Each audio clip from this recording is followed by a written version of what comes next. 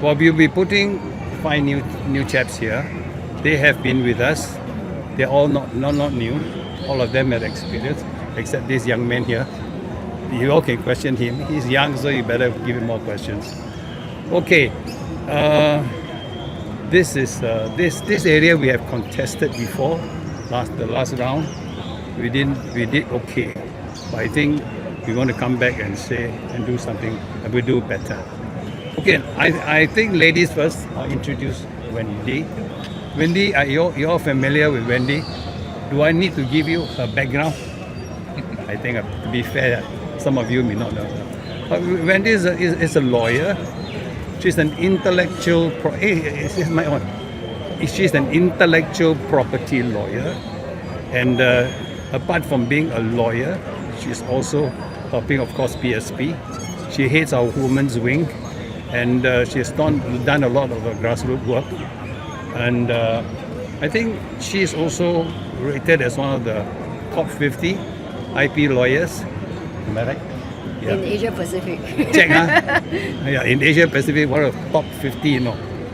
So I want to show to you all that PSP, we want to get good people, quality people, because the country must run by people with talent. And later I will show you, I will introduce one of my men here, who's actually very important, who will play a very important role in the IT business. AI, sorry. Okay?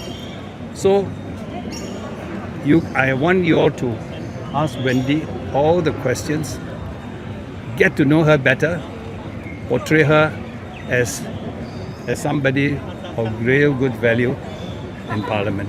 So, Wendy. You're introducing the rest? No, one by one. Oh, one by one. Hi, good morning everyone. My name is Wendy Low. I'm an intellectual property and technology lawyer. I'm currently with Eldon Law, which is an association with DWF, and that was one of UK's largest listed law firm. So basically, in my role as the head of Women's Wing with PSP, which was started since GE2020, we wanted to talk about the validation of every Singaporean woman's experience. So whether you're single, whether you're married, whether you're a caregiver, whether you've gone through hardship with mental health issues, we wanted to give a platform to each and every woman. And alongside with that, our focus was really on one of inclusivity, and one of the major pieces of legislation which I've championed through the Women's Wing is to work in collaboration with our NCMPs to come up with suggestions for the workplace fairness legislation. So that was actually one major breakthrough for us as a party as well as for the Women's Wing. And for myself, what I wanted to present today, because you've heard a lot from the different candidates across multiple parties, I want to show us as a team that is here to bring forth solutions. And why I say that is because I'm pretty honored to be here with my fellow colleagues from PSP, all of whom are from extremely established professional background. On my left, I have Lawrence, who's the ex-Secretary General of the Singapore Manufacturing Federation. And he tells me that manufacturing actually accounts for about 20% of Singapore's GDP. So we have someone here who's well-versed with 20% of the GDP of Singapore. So I think you'll be a great addition to the team here. On my right, I have Nala, who is the President of Singapore Remiser Society. And again, that's a huge part of the economy where the society has a membership of about 2,000 members. And he's the president, working proactively along the years on issues on job transformation. So again, someone who's very acutely aware to current issues which are close to the heart of fellow Singaporeans. I was going to say Abbas. Yes, safety practitioner and someone who's been working for many years on training of workers on healthcare compliance, regulatory matters to ensure their safety in workplaces. So again, another very important facet of work and employment. And last but not least, Harish, one of the earlier pioneers on open sourcing and now currently a consultant on data protection and AI software. So the next future leap that we are all talking about in terms of robotics, AI, disruptive technology, we have all the grounds covered in our team today. So what we wanted to do really is to show that we have the expertise to address the immediate economic problems that are facing Singapore as well as the larger ASEAN and the greater world. The next level of solutions we are talking about, you may have heard a lot about the cost of living issues, and if you have read some of our party's manifesto, I would summarize that there's a three-pronged attack strategy to how we would like to address the cost of living. One is our call for a consideration that GST be reduced from 9% back to 7%, as well as no GST for essential goods, which are necessary for our day-to-day living among Singaporeans. Two, when we talk about affordable housing, that forms a huge component of most Singaporeans' spending in terms of mortgages. And again, we want to have the government reconsider some of the policies that our NCMPs have raised in Parliament on affordable housing. So that is another major facet. The third facet, I believe, as I've already mentioned, that we have the expertise that we want to bring forth, which is to help Singapore work in the long term to provide sustained economic growth so that there will be sustained wage growth that would mitigate against the rising living costs. So that is the tier 2 of the solution we're talking about.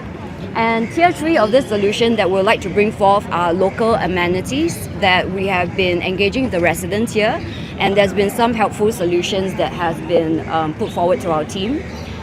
So maybe if I can invite Carrie to...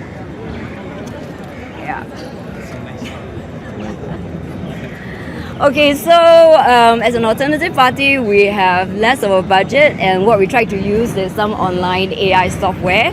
A major take is that because these are online, it's just illustrative of some of the visions that we have in mind. It's not going to be the actual building because it's dependent on a lot of considerations such as budget, regulatory approval, so on and so forth. But an ideation of some of the plans that we have in view that we think can help address the concerns of local residents. So the key imagery that we have is actually one of a bamboo pavilion, and personally the inspiration comes from the Green School in Bali, where we are essentially talking about creating a new holistic environment that will inspire the next generation of children to think about the space that they would like to grow up in, the kind of educational environment that they can be inspired to become the next generation of leaders to bring Singapore forward. And I personally like a quote which says that our young families in Chua Chu Kang make up about 47% of the residing population here, but notwithstanding that, they are 100% of our future. Right? And it's with that inspiration in mind that we actually want to create this alternative space that will integrate the amenities across the different generations. So if you can look on my right side, this will largely be integrated with bamboo as a very sustainable form of material because it can grow very fast. And regionally, there's already a lot of architecture that's using bamboo.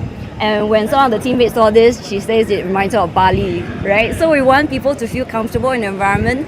Chua Chu Kang has a history of plantation and a whole community of residents who have stayed here for long term, being from the kampongs, from Ama King, who are very familiar with dog.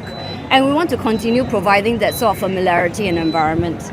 And so within these spaces, we do foresee that there will be childcare facilities, which is one of the key concerns from residents. Some of them feel that they've been queuing for a long time without getting a placement. And on the other hand, there's also a very large population of elderlies in Chua Chu Kang as well. So while the current structure has been to isolate both setups, we feel that an integration of both will actually bring about that intergeneration community sharing and joy. To have both the senior care centres with the child cares where they can see young children running around. And of course, with that, for the children, we hope that there can be integration of playground spaces, again, bamboo themed, water parks. Again, when we see children, for example, at Bugis Junction, the simple joy of just running in ponds, with fountains. I think in that indirectly addresses cost of living because for young families to bring out your children to go out for food and entertainment, that is actually a huge part of expenses that they have to factor. So if we can bring in low-cost amenities that's close to home, we believe that that could be an added bonus for young families in the Tengah as well as the Brickland area and some in the Keat Hong side as well. And on the other side, not forgetting the middle income families, of which job is a key consideration. We have also proposed job transformation studios, so people who are looking for job transitions, there will be counselors there. We also look at integrating mental wellness into their sessions because we do understand the anxiety, depression, sleepless nights that they go through worrying about whether they can bring the bread and butter home for their family. So it will be an integrated space to take care of all these different facets. Further on, thinking about the families who also have feedback to us that there's a lack of 24-hour clinics. We want to be the one-stop shop that if there is an emergency at home, they can immediately come to this center and get help. Right. So this will be an integrated environment to support all these different concerns that have been shared with us over our months of walking in Chua Chu Kang. And not only that, to us, young entrepreneurship and senior entrepreneurship is very important. My mom always says that she's feeling poor at home and she's always been thinking of running a small nasi lemak store. But she has found rental commercially to be too high to test out her ideas and her recipes. So we do hope that within this space there will be low-cost rental booths and setups to encourage youth and senior entrepreneurship. And likewise, when young families come to pick up their kids, when seniors are there, it's going to be a lively spot where not only can they get food options, cafes, and maybe children enrichment facilities all in one. It's going to be experiential space where it's going to bring together communities as well. And one of the issues that's very close to my heart is vintage, right? We have seen that the Thieves Market and all that, they have been relocated to different spots of Singapore. So we actually want to bring back that experience of thrifting, which is popular amongst the young people right now. For the elderly, finding things of nostalgia, retro memorabilia. We think that those will bring together the weekend spaces very nicely. Of course, along with music, movie nights, one of the commitments we have to the community is also to probably start this concept of a mobile MPS, and that is something I've personally spoken about in the last January election. We feel that while there's physical setup for people to meet their MPs, along the way when we meet residents who are immobile or families with special needs, we do feel that it would be encouraging for the MP to visit them personally and bring about solutions, right? Or help them fill up forms to let them know that there's someone there to support along the way. So that is actually one of the key anchor points that we call our 5I program. So it's initiating a mobile MPS. In some of the pockets along Brickland and Kiat Hong, there's also feedback to say that there's a lack of food options and local grocery stores. So if you remember, for some of you who are closer to my age, the mom and pop shops which used to be at the basement of your HDB, right? Someone that you can just go by to pick up small bread items, little groceries, your eggs, without having to travel to the main interchange. We want to bring back that kind of neighborhood support. The other I would be improving estate maintenance and connectivity. Again, many new grants in Tinga, which has a distance away from the main connecting points. We want to make sure that the last mile travel experience can be improved for residents. We have, again, feedback from seniors who are largely living alone to say that they would like someone to visit them, and whilst there's a lot of befriender services, we are looking to tap on the expertise of Harish to integrate an AI helpline support that if they need immediate reference, there is a voice at least to give them some level of support. And maybe you can let us know whether it could be integrated with dialect references as well. Yeah. So, and then lastly, to identify specialist volunteers to help with long-term issues, such as in Tinga, we have the recurring feedback to people like Lawrence, who's been walking the ground on the centralized cooling system. So the four-board showed the different representation of those spaces, and the key center to that is the community space which will bring together all these ideas. So with that, I'll refer back to my teammates, maybe starting with Lawrence and Dr. Tan. Sorry, I talk too much. You talk too much. I always talk too much. No, that's the quality of people who must go to Parliament, because she can present views, she can give them a lot of ideas too. So that's why I need all these young people to go to Parliament. Parliament cannot be just quiet. We have got two persons already, and I think they have done pretty well, Manwai and Hazel. Okay, now I come to another gentleman who has been with me since day one. He's a grassroots person, and he practices what he called safety. He's a safety practitioner and a training consultant. He has been the sort of person that you need at the ground to bring all the information to the headquarters so that we can actually collate and get and come to something that we can, some policy matters that we can craft out later from what he has and his team usually bring to us. So now with this little introduction, let me introduce Abbas to you. Abbas, where are you? Don't hide, come here. Now you can ask him questions in Malay too, okay? All right, Abbas. Thank you, Doc. Thank you so much. Good morning to you all. Thank you so much. I'll speak in English first and a bit of Malay later. Would that be all right? So I got a nod here. Thank you. My name is Abbas Kasmani. I contested in the what they call Tanjong Pagar GRC in this year 2020, and I continue doing this in this Chua Chu Kang GRC, and because the party leaders want me to continue and contest here.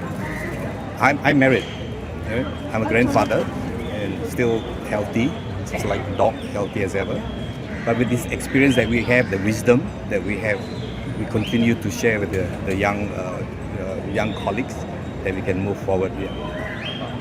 Now, the important thing is why I look forward to go to do this is because there's a lot of jobs in my capacity for Singaporeans, right?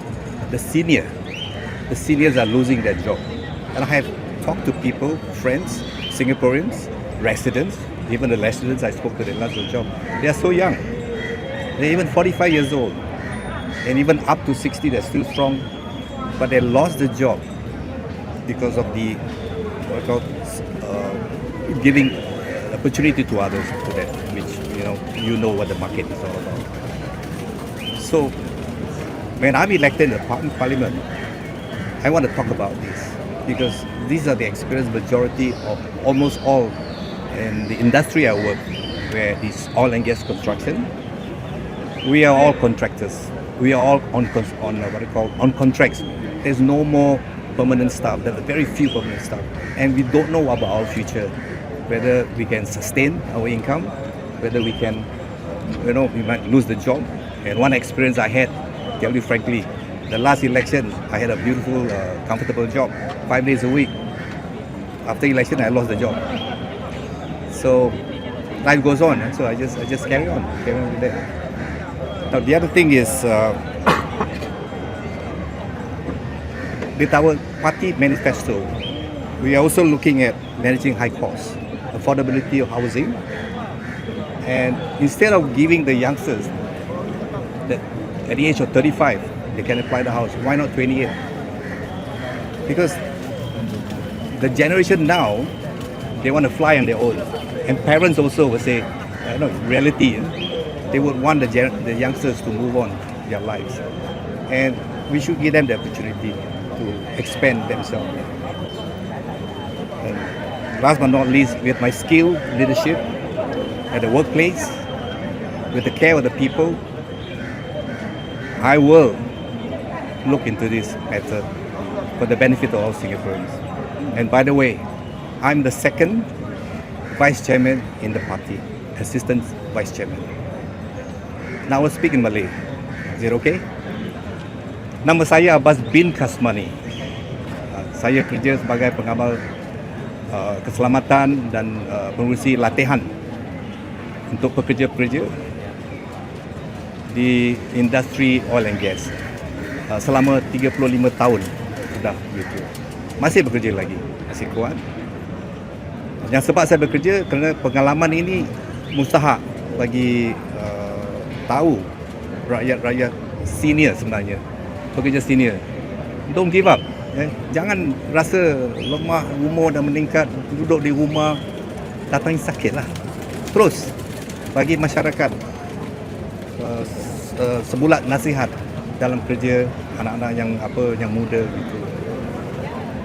Tapi kalau saya dipilih lah jadi members of parliament, saya akan tumpu perkara-perkara mengenai pekerja-pekerja ini dan juga untuk masyarakat Melayu Islam. Itu nantilah ya, kalau ada bila saya masuk lah. Ini masih di luar ya. Rasanya kalau di luar masih kena kopi lah kata-kata. Jadi begini, kalau rakyat dan residen Chua Chu Kang terima saya dan rakan-rakan saya di belakang ini, kita bekerja keras. Kebanyakan saya tanya mereka, kalau kamu dipilih bagaimana? Kita cakap full time. We want to be a full time MP. We will be there for you day and night. Of course lah, need to rest up. We got a family, right? So day and night, we will sit at a coffee shop, not a fancy restaurant. We will sit everywhere talking to you and listen to you. And all of you here are all Singapore citizens. It's a job that you do. We care for you. Progress for all. Thank you.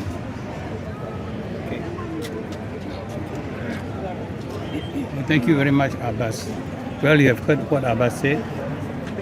We are all we are all very ordinary people. Now, I believe in multiracialism very strongly since the day I entered politics. So now I present to you Nala, and he will get to know Nala better. He's money treasurer. He looks after my party funds. Nala, make sure. But you hear a lot from him. He knows about the stock market very well, which is currently very an important area with all these tariffs involved. So Nala, you want me to say something about him more? He's married. How many kids have you? 2 kids. And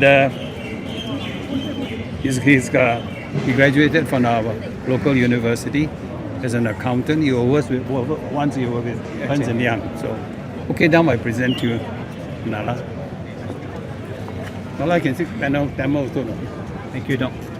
Okay, first I'll speak in English and then later I'll speak in Tamil as well. A very good morning to all of you. Hi, I'm Nala here.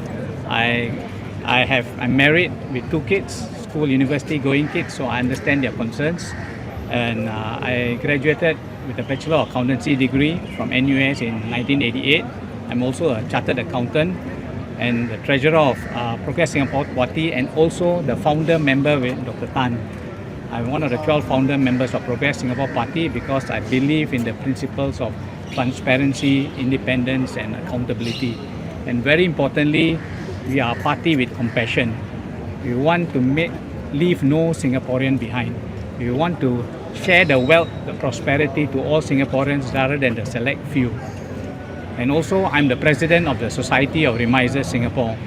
As president of the Society of Remisers, I have 2 key objectives. One is to job transformation, which is very relevant in Singapore now. And the other one is rebuilding the vibrancy of the Singapore stock market. I want to focus on 3 main issues here. One is cost of living. It may sound cliche, but end of the day, it's real.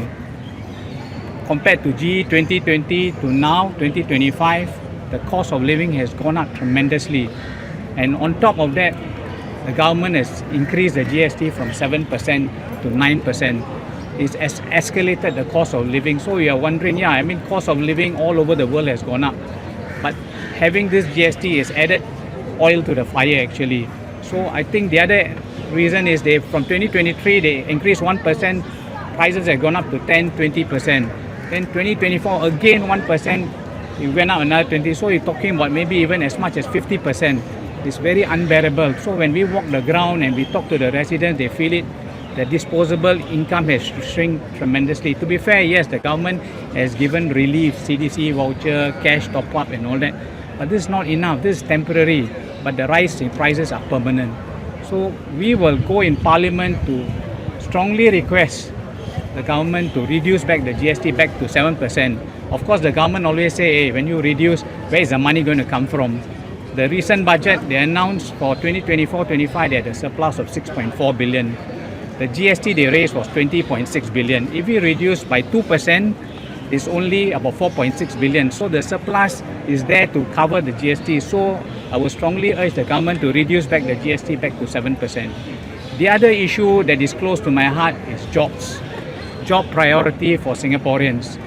A lot of jobs, especially those in their 40s, 50s and 60s have been displaced. because of the gig economy. So yes, the government has provided training and heavy subsidies for upskilling, but then after that, then what? Do they have jobs available? The problem is after they qualify, the employers are not willing because of their age. So this issue has not been addressed squarely by the government. So when we are in Parliament, we will urge the government to come up with a good plan for this significant group of Singaporeans who are facing a really hard time. The other end of the spectrum is young graduates. We have the top class universities in the world, be it in university and poly. But the problem is only the top higher level people can find jobs. But the lower end of the spectrum, they are finding real difficulty getting a job. So I feel that we need to address why are we having foreigners. We are not xenophobic against foreigners. As long as we don't have the skill sets, yes, by all means you can employ foreigners from overseas. But the problem is we have world-class university preparing them for the market.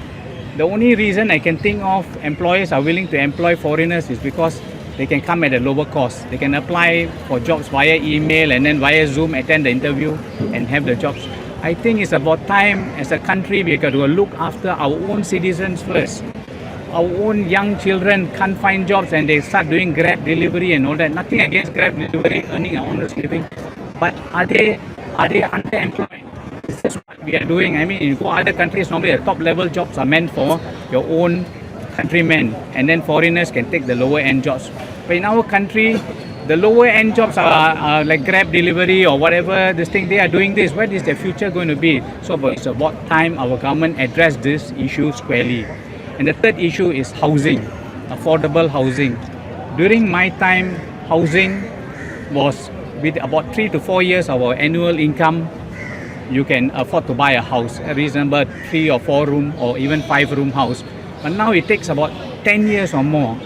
And I that's why you see a lot of people are afraid to get married, because first you need a home, then before you can start having children and all that. So that's why that's one of the contributing factors why our birth rate is at the lowest point of 0.97. It's about time we need to look at housing and also good childcare facility where they don't have to rush back from work to pick up their kids.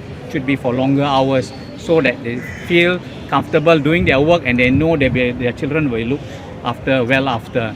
And also I feel singles. Yes, now we have a growing number of singles.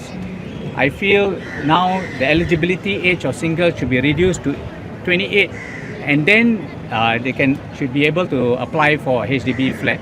Yes, I mean, maybe the government is worried that we might be encouraging more people to be single, but to find a suitable spouse is a lifelong decision. So you should not be rushed into only when they can find a suitable partner, then by all means they get married. So I feel housing is another issue that we need to address squarely. And okay, now I want to speak why do we want to stay in as a candidate. You look at, we have a multiracial state. We have Chinese, Malay and Indians. This is a microcosm of Singapore, a united multiracial. That's the beauty about Singapore. All races come together and we work together and to progress. And also I want to say this contest in Chua Chu Kang is like a David and Goliath battle. Yes, we know we are competing against the Deputy Prime Minister and his team.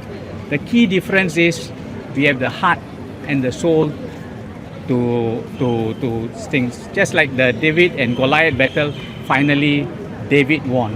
Why? Because we have the perseverance and the ingenuity to beat a giant. So hopefully, Chua Chu Kang residents, you have given us 41% votes in GE2020, and hopefully in 2025 the remaining 59% also give us your mandate, and we will work hard for you. And we are sincere, we are the heart for you to make Chua Chu Kang a wonderful constituency, a kampong spirit, a united one. Thank you. Okay, let me now introduce to you our Lawrence. Now Lawrence is quite unique because when they introduced him to me, I noticed actually he was working a lot overseas. Then when I went through his portfolio, I noticed he will be a very useful person in Parliament because of his knowledge. He has worked in India, he has worked in China, he has worked in UAE, and where else? Yes. Yeah, you all chased him for all the details. But the point is, a party must have a real mix of talent. So I asked him, and he agreed, and he is going to.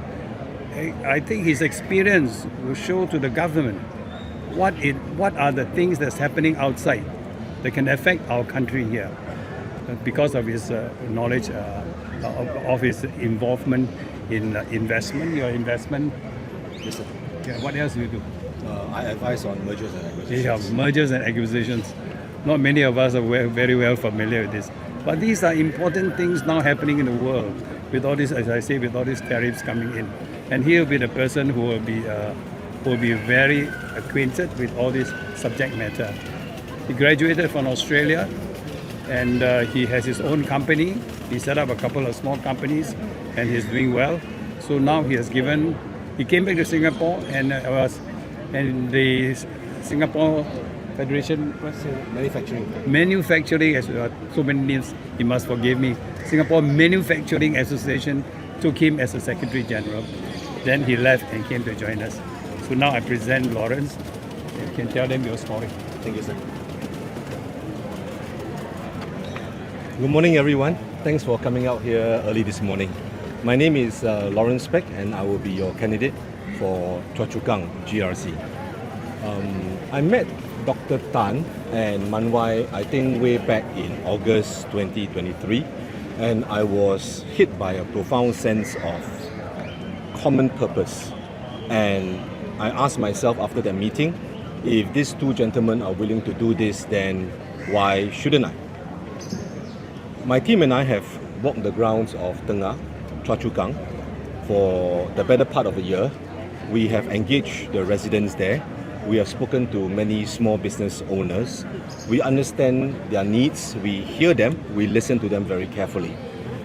It is clear to us that there is a shifting demographics within this particular GRC, especially in the area of the first-time young voters.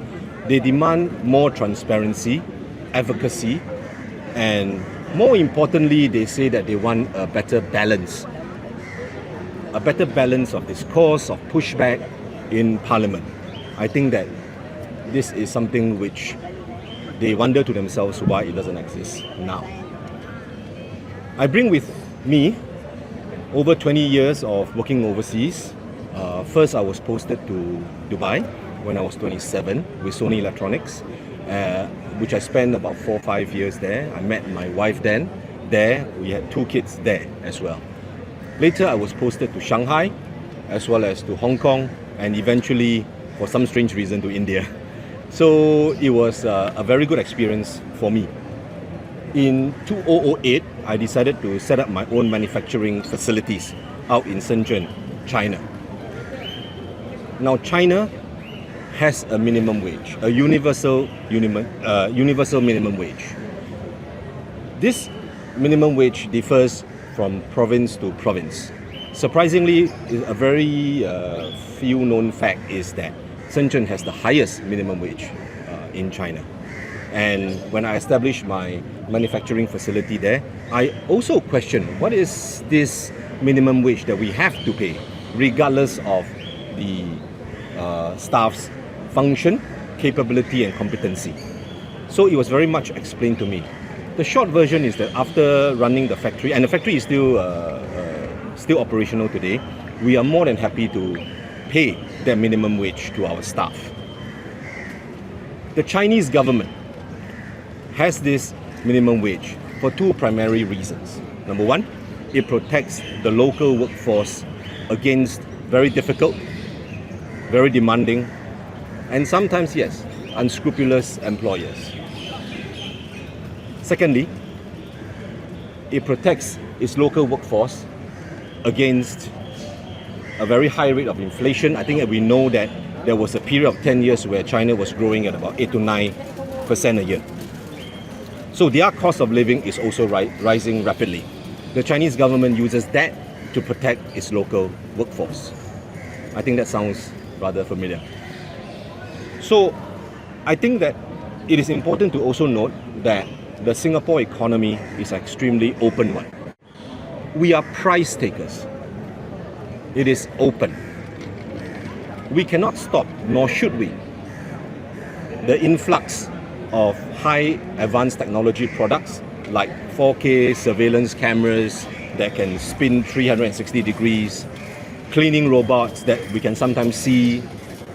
I saw a lot of tray return robots. I think at Coffee Bean they have that, yeah, as well. And then there's still quite a lot of automated processes and products out there that will be coming into Singapore. Singapore is a country that embraces digitalization, embraces technology. However, a lot of that will bring a lot of pressure to our middle class, middle-aged workers at 35 to 45 years old, or maybe even 50 years old. When you have to come home and you tell your wife, your mother, your children that you have been asked to go, it is traumatic. So when elected into Parliament, this is one of the key causes that the PSP will definitely champion: a sustainable minimum wage, which will be a very important socio-economic policy. Yeah.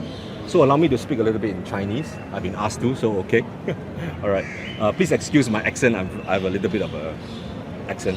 So 大家好，今天早上的话呢，我们前进党，我们几位候选人，今天来到这里的话呢，希望跟居民交流互动，希望能得到这里的居民的支持。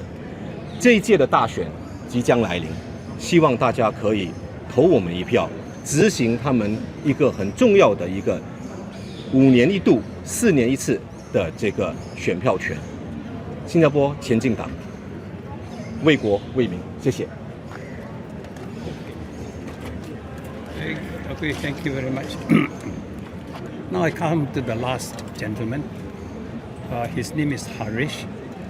Now Harish is a unique person because I think he is a very well-known AI expert. And in the technical field in that area, I would say that he's among the best. So he will be extremely important in our what they call AI programs. In fact, I remember the last time when we were talking about Trace Together, I think the government asked him, and he asked me whether they can help or not. I said, as far as we are concerned, anything that involves country, break all political barriers, he must go and help. And he went to help them to get the Trace Together even better. So he's the kind of person that Singapore needs. So when I saw him, when he was with me, I realized that I must keep these people together because they can, when they go to Parliament, their ideas will be very, very advanced. Because I worry that sometimes when there's too many people having the same group thinking, they may not see these different angles of the technological expertise that is available. So Harish graduated from the States, and I think he is an adjunct professor also at NTU. So he's very, very qualified. But I honestly better let him say more about this technical stuff than me. So Harish, where are you? Come. Thank you. Thank you, Doc. Well, good morning, everybody. My name is Harish Pillay. I am a contestant this time around for the GE. This is my second time. The first time I took part in 2020, and I have two of my partners here, Abbas and Wendy. We covered Tanjong Pagar at that time. So it is actually good to be able to come back together with the same trio doing more good stuff. I have been in the tech industry for a very, very long time. I still do. I'm a geek by training.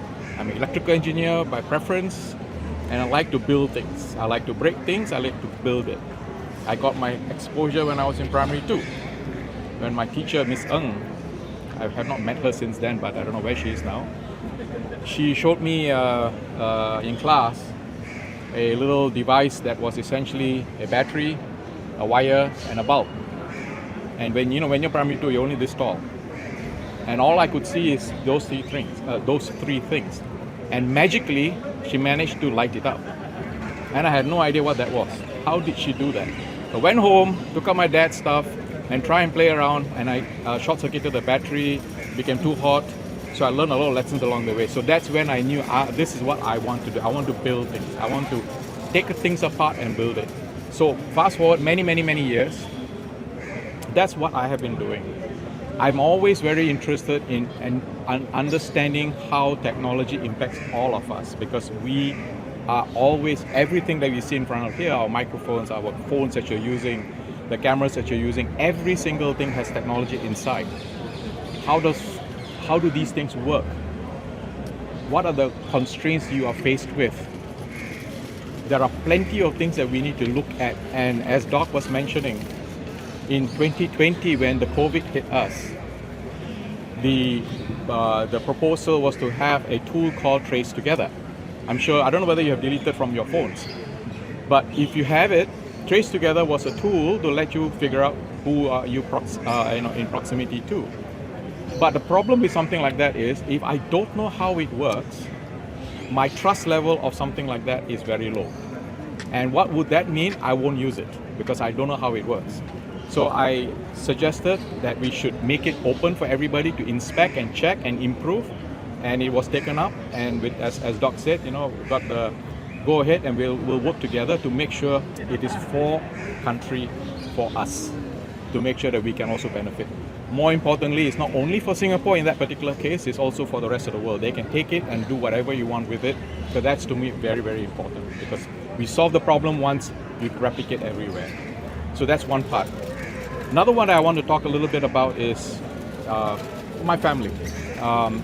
I'm married and I have 2 boys. They are both in their mid-20s.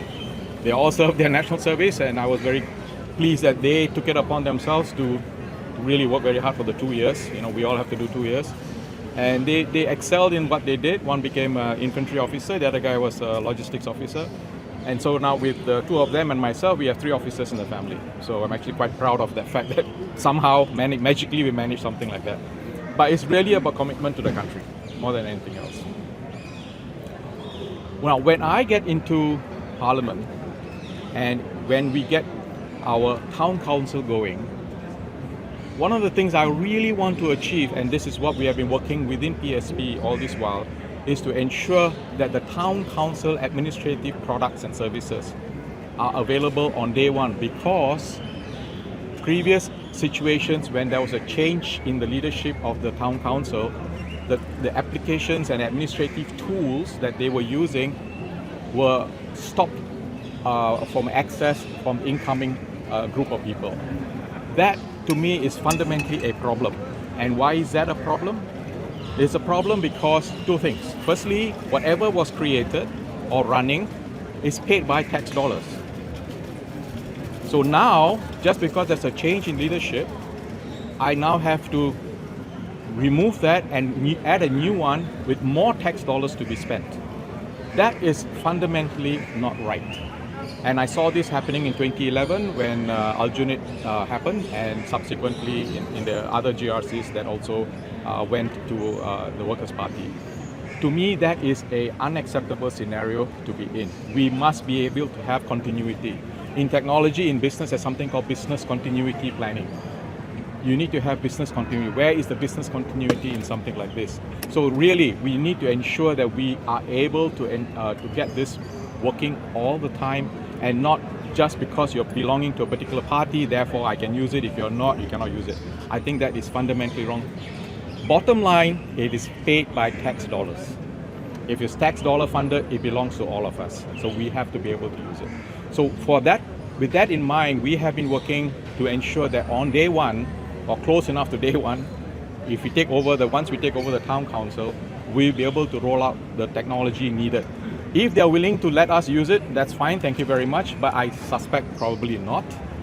but I'll be more than welcome if they do so. But we will roll out again our own solution to make sure that this is doable. And we want to make it available for anybody and everybody to use it as well, not only for us.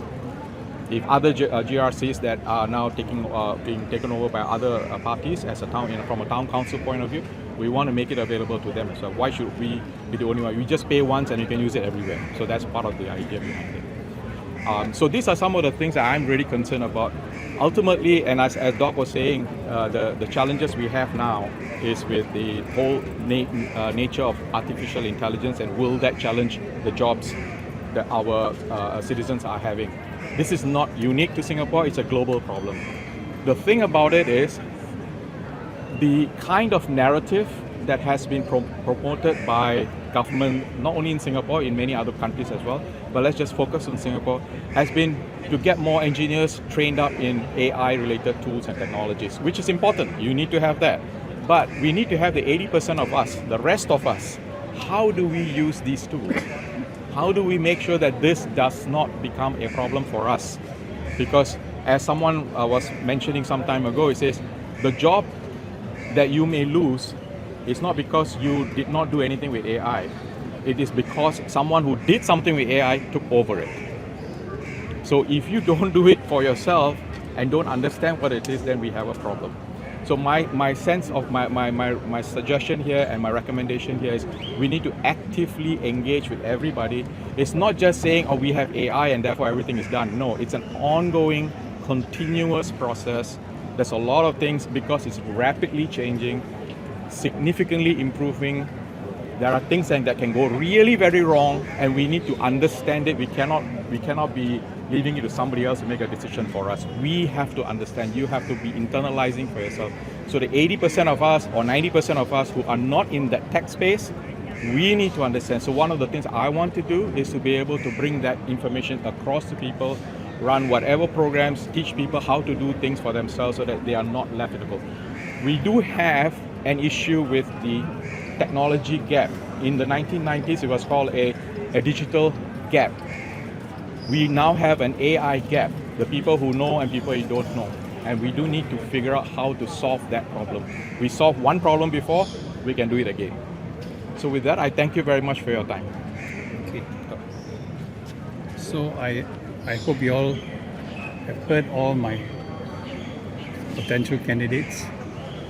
I want to let you all know that we are bringing in talent, and when they get into Parliament, their views will definitely resonate amongst many Singaporeans.